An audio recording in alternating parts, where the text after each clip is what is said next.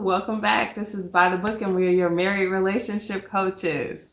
We hope you like our new intro, but let us know if you do or you don't, so we know what to do from here. Anyway, today, as you can see, we're talking about Married at First Sight, Season 15, Episode 7, and we're on to Stacia and Nate, my favorite couple. Mine too, from the season, definitely. Mm-hmm. All right, so this was kind of a feel-good episode. It should have been a feel-good episode for everybody. And I think it started off as such for most of the couples. Mm-hmm. Did you see any, red flags or troubling moments with our favorite couple, Stacia and Nate? Well, Stacia, she basically voiced when Pastor Cal came a calling. She was voicing that the emotional side of Nate is a bit lacking. And so she brought it up and gave him some examples, like when they're talking about his mom and her dad and how they're estranged from their parents and things like that. And so she was waiting kind of like and hoping for him to kind of like share a little bit more, bare his soul. And he was just like, I don't feel it, I don't. She's a stranger to me, And I'm glad you bring this point up because these things trigger me a lot. Okay. All right. Okay. Well. Talk to us. Why does it trigger you? Because there are people who are emotional in this world, and there are people who are less emotional. Mm-hmm. There's a whole spectrum, right, of emotions. People who express a lot, people who express a little, people who feel a lot, people who feel a little, and anyone can fall anywhere on that spectrum. And not only can they fall anywhere on that spectrum globally, but they can fall anywhere on that spectrum with one particular issue or another. Mm-hmm. So you can't predict or dictate how someone is supposed to respond to something. And just because she has a situation that she feels like is parallel to whatever his situation may be, doesn't mean that he's going to respond to it in the same way. Mm-hmm. So it's very frustrating for me, as a relatively low emotion person, as my husband would tell you, but to hear someone kind of tell you how you're supposed to respond, very frustrating. And I feel like it can put, I like Nate. I am a big Nate fan because I feel like everything that Stacia has thrown at him that he could have responded negatively to, he's taken it in stride. Yes. I haven't seen him get an attitude. I haven't seen him shut down. I've seen him be pretty positive and stay upbeat in terms of, his outlook on the marriage. Mm-hmm. And it stayed the same with this. But I feel like it's risky when you challenge someone to be more emotional than they are or than they're comfortable with being, because it can put them on the defensive. True. It can definitely make them either feel like they have to defend their lack of emotion, or it can feel like you're challenging them to feel something they're not ready to feel. Yeah. So I don't like either of those things. And I don't know if Pastor Cal drew that out of Stacia to say, or if she came up with that on her own. But I think that's a point that she should kind of like dial back on. Mm-hmm. Because in a relationship, you shouldn't pressure your significant other to feel or to be ready to feel or express something that they're not ready for. I totally agree with my wife, except for, her being low emotion. Because am I not? Well, some people probably could say that you're that, but I wouldn't, because guess what? You high emotion on me. And so I'm fine with that. Yeah. She loves me. She's totally into me. Anyway. Yeah. So Nate, Stacia. I was about to combine their names, but yeah. Okay. So anything else that you saw as a potential issue? They talked about finances and children. Mm-hmm. Well, finances first, really quickly. Stacia is bringing in the money. We can tell, because if y'all don't know how expensive San Diego is, dang. And for her to have you saw how people were living in little huts. The rest of the couples Everybody was regular except for her. She's superstar. I was like, dang. Actually, I mean, Nate's place wasn't bad either. Yeah, but it wasn't like Stacia. It wasn't like Stacia's, but it wasn't bad. Like, you could tell that he's doing all right. Yeah. I don't know. They did disclose their incomes. Yes. Their relative incomes to one another. Yes. And I don't know, honestly, if he, as much as he would like to be comfortable with that, if he's comfortable with how much she out-earned him by. What do you think? All right. Well, if you haven't seen the episode yet, I don't want to spoil it for you, but I am.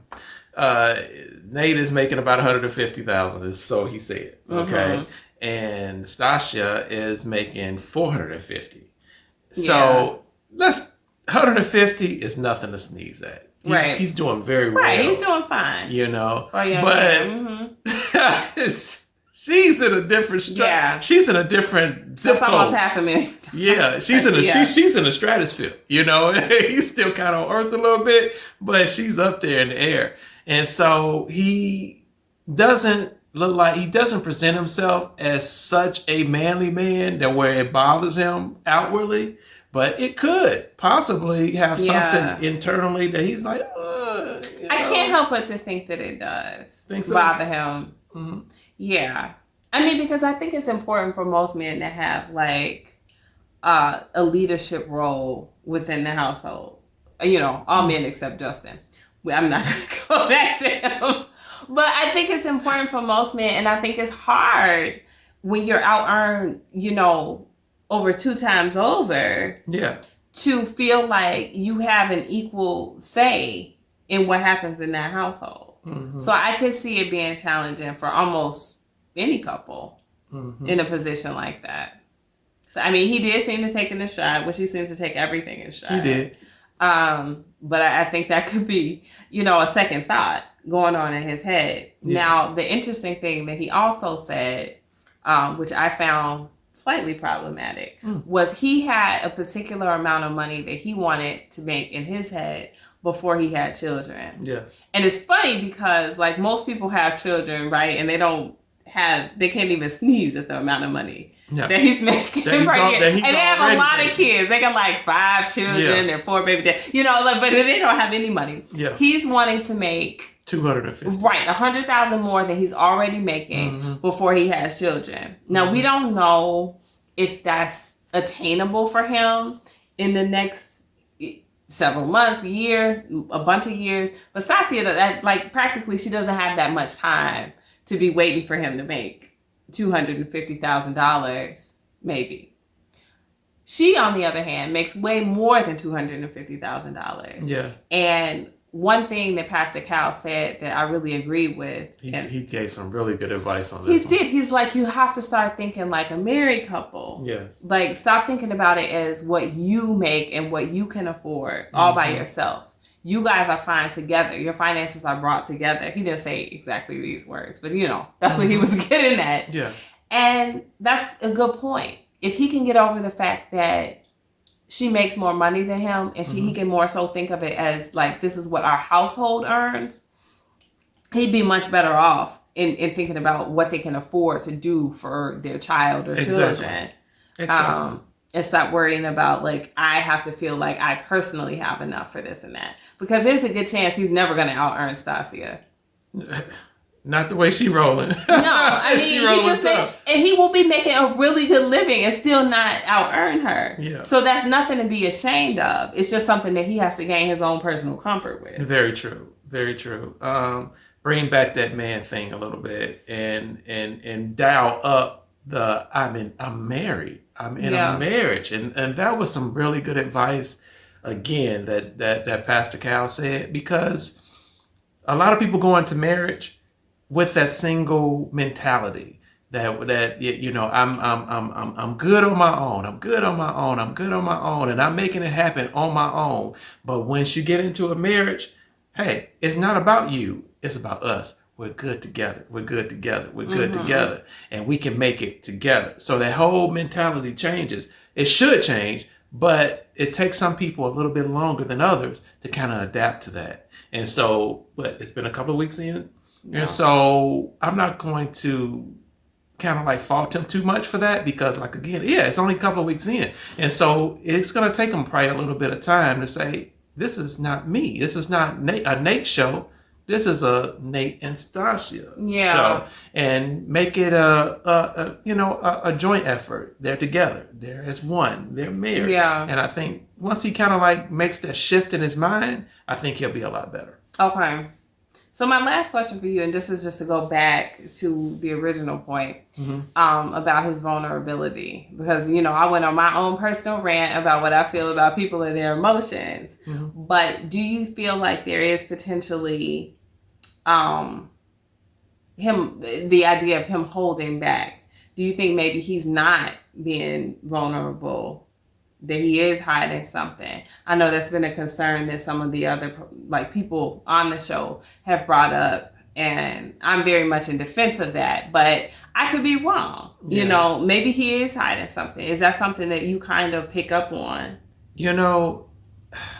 I hate to use the word guarded, but he comes off so cool sometimes where he could be a little bit guarded and not letting out his full thought process or feelings come out. For instance, I'm gonna give you an example. Okay. Last week, when she asked him about counseling and therapy, and for them to both get into therapy to make their marriage work, his face kind of said, I don't want to do no doggone therapy. But his mouth was like, okay, like, I'm down with that. Yeah, I'm down. Cool. And so I can kind of see where people are, or whether other people are kind of like saying, it's just too soon for me to kind of like come to a final, a verdict on if it's true or not. I can see some type of game a little bit, but I don't know. So I'm not 100%. Let's say that is game. Yeah. How does that play itself out? In what negative way ultimately does that play itself out? Does that mean that later on down the line, she tries to sign him up for therapy, and he's like, I'm not doing this. I was just saying that for the cameras. Or you know what I mean? Yeah. Because if he's going to acquiesce to it and go ahead and participate in therapy, then maybe everybody gets a benefit out of it. Yeah. I think it only becomes a negative thing if he's not true to his word. You know what I mean? Or if he actually opens up, he can probably go. But does he open up? Okay. So there's no benefit in it. There's no benefit. You have to actively engage in your own therapy. You have to actively engage in your own rescue. No person drowning, no matter how good the person jumping in trying to save you is, the person is actually going to have to aid that person in helping them get back to the shore. You know what I'm saying? And so the lifeguard, no matter how strong the lifeguard is, I forgot. The lifeguard, no matter how strong the lifeguard is, the person who's drowning has to aid in their own rescue, such as therapy. You have to aid in that. You have to put into it. You have to get into the mix, be honest. You have to share. You have to do all of these different type of things. Anybody could just sit there and be like, yeah, whatever. Yeah. No. I don't see that in him yet. I don't know. Again, like you said, we're only 2 weeks in, and I feel like it's just like his demeanor. I don't feel like I don't read him necessarily as being disingenuous. I just think he has one of those hard to read personalities, right off the cuff. So he's cool. Yeah, he's cool. He's cool. He don't share a lot. He's just cool with it. But I don't know. I read him as being genuine. I can't wait to see how it unfolds. But so far so good. Still for me, for Nate. I actually do like him. Yeah. He's shown me more maturity than I expected to see from him, just from the way I judged him from his appearance. So I don't know. You let me know what you think. Do you guys think that there's something that he's hiding? I think, it splits down the middle. It's 50-50. People who are very in tune with their emotions, they read him differently from people who are less expressive. So I'd like to see how our viewer panel breaks down. What you guys and think? let us know, do you think that we're missing something or I'm missing something? I think my husband may see a little bit more guardedness in him than I do.